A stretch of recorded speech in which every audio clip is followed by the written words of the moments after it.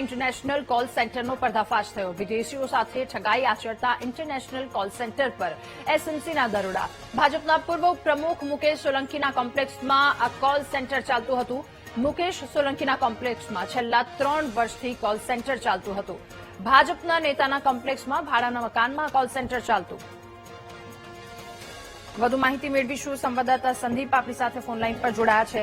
Sandeep, call સેન્ટરનો આખો એક મામલો સામે આવ્યો છે, ઠગાઈ આચરવામાં આવતી હતી, શું વધુ વિગતો? રાધા, સાબરકાંઠા જિલ્લાના ઈડરમાં સૌથી મોટું કાર્યવાહી વિજિલન્સ દ્વારા કરવામાં આવી છે।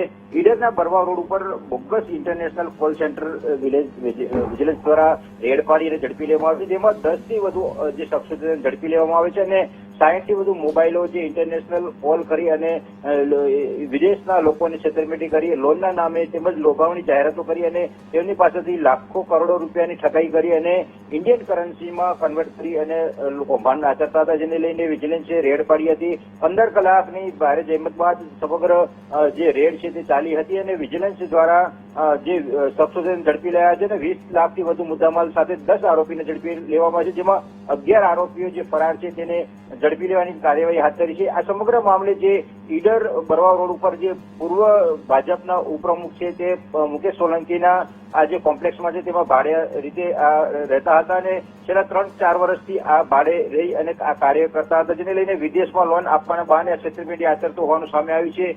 હાલ જે પોલીસમાં ફરિયાદ નોંધાઈ છે, ઈડર પોલીસને સમગ્ર મામલે તપાસ હાથ ધરી છે અને આ જે શખ્સો જે છે તે અમદાવાદ સહિતના આસપાસના વિસ્તારોના આરોપીઓ હોવાનું સંડોવણી સામે આવી છે, જેને લઈને પોલીસે સમગ્ર મામલે તપાસ હાથ ધરી છે અને હાલ વિદેશથી આ મોટું રેકેટ છે તે ચાલતું હોવાનું આ માસ્ટર માઇન્ડ કોણ છે તે અંગે તપાસ હાથ ધરાઈ છે અને સમગ્ર મામલે આભાર આપનો વિગતો સાથે જોડાવા બદલ।